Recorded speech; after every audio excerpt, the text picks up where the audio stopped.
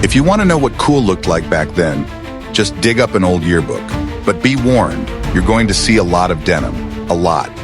The 1990s were a time of major transition in the United States. Technology was just starting to reshape daily life. But for most people, the pace was still slower. The world felt more physical than digital. Back then, America still felt kind of analog.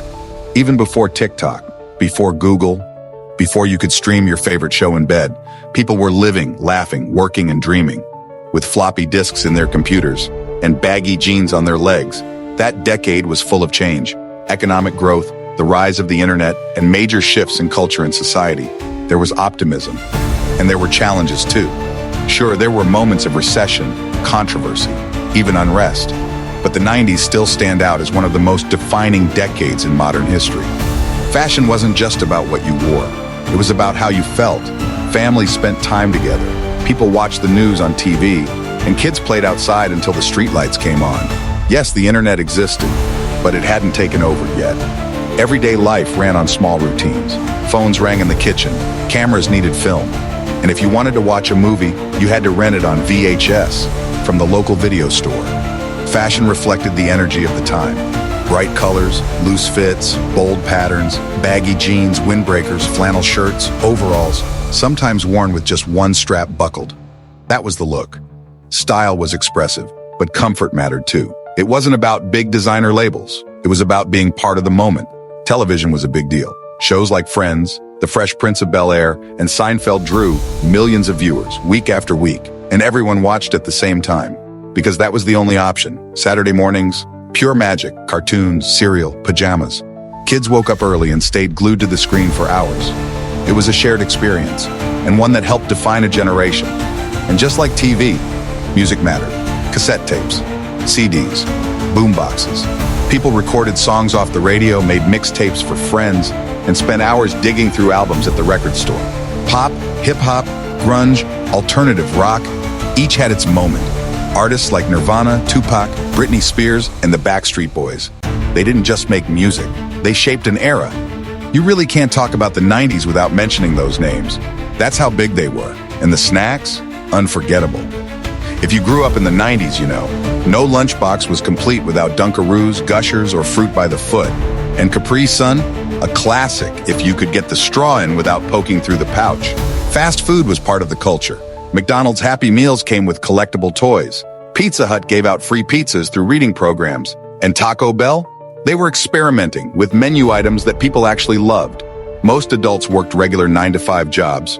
Offices ran on fax machines, landlines, and paper files. The internet was new and confusing for many. At home, the family shared one computer, usually in the living room or a small corner of the house. Getting online meant unplugging the phone and waiting. It was slow, loud, kind of frustrating, but it felt like the future. Phones had cords. Answering machines used cassette tapes. If someone wasn't home, you left a message and waited. No texts, no quick replies, just patience. Families often watched movies together, especially on weekends. Going to the theater was a classic Saturday night plan. Films like Titanic, Jurassic Park, and The Matrix packed cinemas. At home, Blockbuster was the go-to. And if you forgot to rewind your VHS, you got hit with a fee. Kids in the 90s had more freedom than those growing up today. They rode bikes, climbed trees, and made up games on the spot. There were fewer rules, looser schedules, and way less screen time. In school, kids used trapper keepers, wrote notes on paper, traded lunches, and friendships. They were built face-to-face, not through screens. The American dream still felt real. Families believed in progress. They worked hard to buy homes, raise kids, and live safely. It wasn't about luxury. It was about stability, comfort, and security. Meanwhile, technology kept moving in. Home computers, early mobile phones, new gadgets. They were entering homes slowly, but they hadn't taken over yet. People were still learning what it meant to be online. Toward the end of the decade, Y2K stirred up concern. Many feared computers would crash at midnight. Some stockpiled food. Others just laughed it off.